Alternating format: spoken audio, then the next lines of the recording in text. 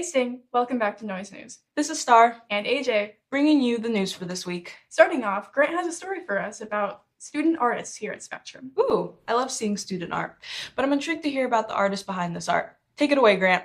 I feel like there is no Earth without art. It's just The Earth is slightly meaningless because art is so much. Even how we picture the world right now, like, we don't get that without art. Each student finds a different value in art. I think it's a very good stress reliever, and it's important for people to just make art even if it's not good. It's best to make art that's not good because it's just the practice of making art, using your hands and creating something. There's a universal language, whether it be painting, even like math, numbers. To me, the universal language is music. It doesn't require words. All it requires is emotion. Art to me is photography. Art to me is videography. It's just capturing a moment in time. Art isn't just something they do. It helps them connect with other people. I've been Irish dancing since I was 6. I've made like the most friends I've ever had. And like also the community that we have is super like important, and it drives a lot of the friendships. For students, art even changes the way they see the world. I think art is appreciating the world, appreciating the people around you, honoring God. I think God gives us all different talents and gifts, and all of that is art in itself. I think the benefits of looking at the world like that is seeing the beauty of how the world was created. It definitely gives me more joy. It gives me a better perspective because I can look around and I can see all the beauty in things. In the end, students say art offers a place for people to be themselves. I think of it more like you do it freely. You do it how you want.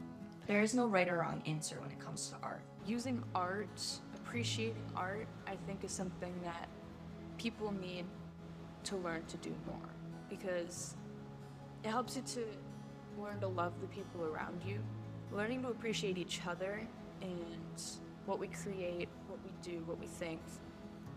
Maybe not agreeing, but just kind of acknowledging that there's something beautiful in everyone. I think that's really important. This has been Grant Gray with Noise News. Great story, Grant. Yeah, there are so many forms of art and so many different ways people can connect to art. So true. Speaking of different forms of art, there's someone in Elk River who takes part in the keeping of bees. Oh wow, that sounds interesting. I know, right? And Bella did a profile on him. Great, let's hand it over to Bella and hear more about this beekeeper. For many people, honey comes from the local grocery store. But for one local beekeeper, every jar starts with thousands of bees and a passion that's lasted nearly 6 decades. Started beekeeping in 1967, almost 60 years.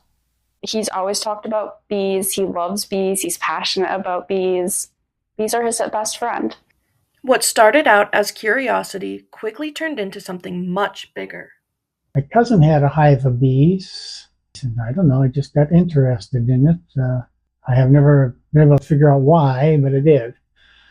He is so passionate about it, and he goes so into it and how hard he works towards beekeeping. Even now, decades later, that passion hasn't changed.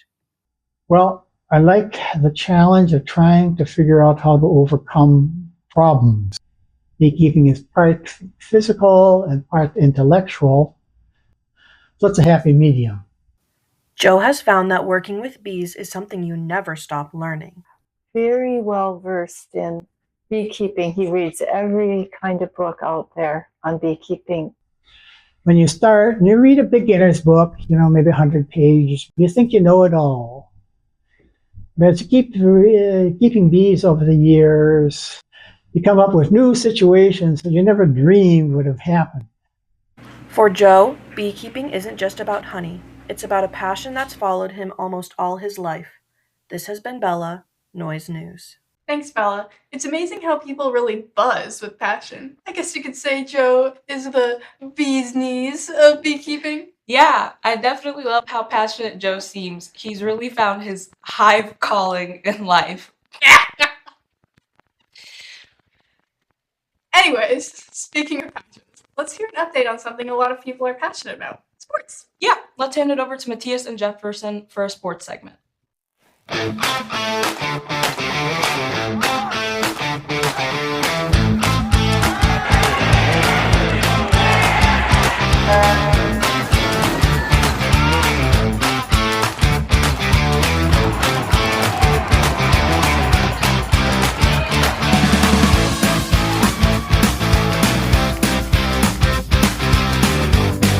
Hey Sting, I'm Matthias, And I'm Jefferson. your sports anchors. Welcome back to your favorite segment of Noise News. Now, I'm just kidding. Or what do you think, Jefferson? Personally, I think we make Noise News the best show. We have improved so much lately with the immersive support from you guys and have done way better. Yeah, I can agree on that. Talking about sports, do you know about any sports happening this week or during spring break? Fortunately, there's not much sports going on over break, but it is actually your lucky day because there's only one game happening. On Monday, April 6th, the basketball varsity team will have their season opener in an away game against Legacy Christian Academy at 4 p.m. We wish them the best of luck and to the beginning of an incredible season full of record breakings. Overall, I just cannot wait to see when we come back from spring break what all of our spring teams have to bring out this season. Me too. I'm so excited. Also, you know what I just remembered? What is it? Talking about this season almost starting, we actually have a short segment for you guys about the overall thought of the past winter season and the excitement of our spring players for this new season. I should completely forget about that. Let's take a look at that. As the winter basketball season comes to a close, teams are reflecting on months of hard work, competition, and growth on the court. From close games to memorable moments, the season gave athletes a chance to improve and represent their school with pride. The thing that stood out to me the most this season was the relationships that the team formed and the interconnectivity that we had throughout the year, and just the fact that we were all able to enjoy ourselves when we were together and have fun with each other. Started off not the greatest. We didn't have very good team chemistry and played sloppy, and towards the end we started passing the ball more and really getting into it. Players say the transition from winter to spring sports is all about preparation and mindset. Practices are underway with athletes working to build chemistry, improving their skills, and building up the feeling of the new season coming up. I'm most excited about the team, getting back at the field, and I like the away games. The away games are fun with the atmosphere on the bus ride. Team's looking good. We've got a few new players this year, and we had a lot of people do off-season training this year at Pitch to Pitch out in Rogers, so everyone seems pretty well prepared, and we should win a lot of games this year. With returning players stepping into leadership roles and new athletes joining the team, expectations are high as the spring season approaches. By showing coach and showing our opponents that we're good and that we can compete with the higher levels, even though if we're younger or smaller, but we got better skill. I want to have the team hit for average this year. In the years past, we've been striking out a lot, and hopefully this year we can cut those down and get more hits this year. Personal goal this year is to make it to the state tournament. I've been dreaming about that since I was a little kid, and hopefully we can make it this year and finally break through. As winter sports wrap up and spring competition begins, teams are ready to carry their experience forward and make the most of the new season ahead. Wow, that was an amazing segment. I love seeing our student athletes having big goals for this upcoming season and the future generations of the program. I cannot wait for us to talk more about their season. Also, I got one last question for you, Jefferson. What? Who do you think will crown themselves as the champions of March Madness?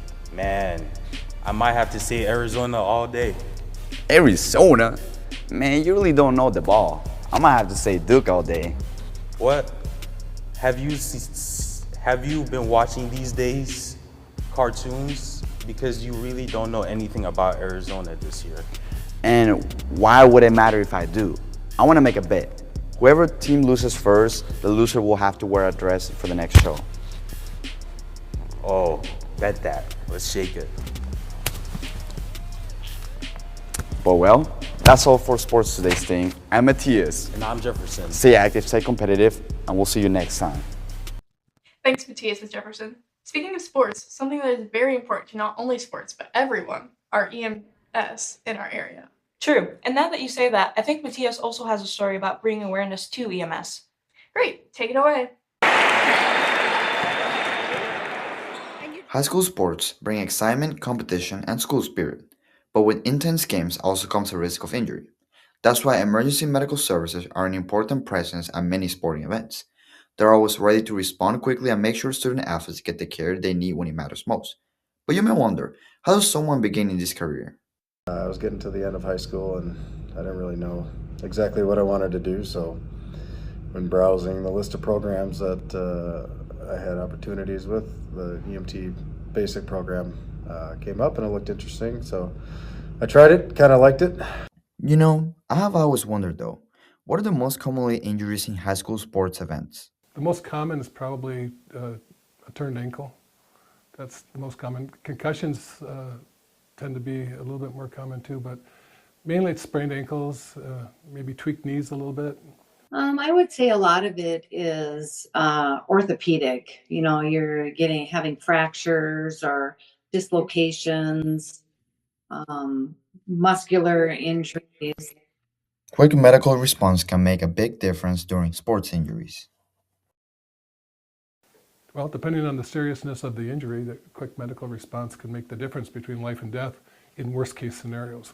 Also, if there's any head or neck injury, any spinal injury that has caused unconsciousness and severe internal injuries, the timing of medical care is pretty important to get them to the appropriate hospital for definitive care. So Sometimes they can get caught into serious situations where their training is critical. He was a cross-country runner, and they were practicing, and he went down and went into a cardiac arrest. The trainer with him was an old medic for us, so he started CPR, and we arrived, and we started doing our stuff. And it took quite a bit, but we did get him back, and he was transported. 17-year-old boy went up for a layup, or maybe it was a rebound, I didn't actually see it happen. But he landed and his body twisted and his ankle turned about 270 degrees. I saw that he was in shock. I checked to see if there was a pulse. If there was no pulse, then I would get one opportunity to try to manipulate the ankle so that there would be a pulse.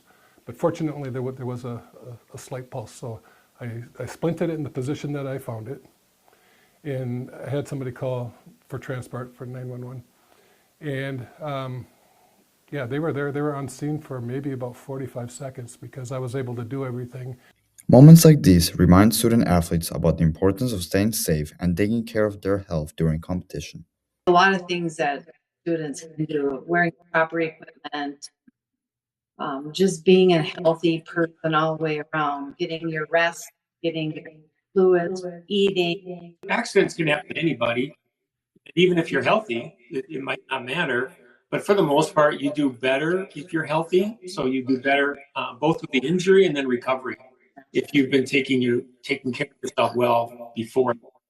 While athletes focus on competing, EMS focus on safety.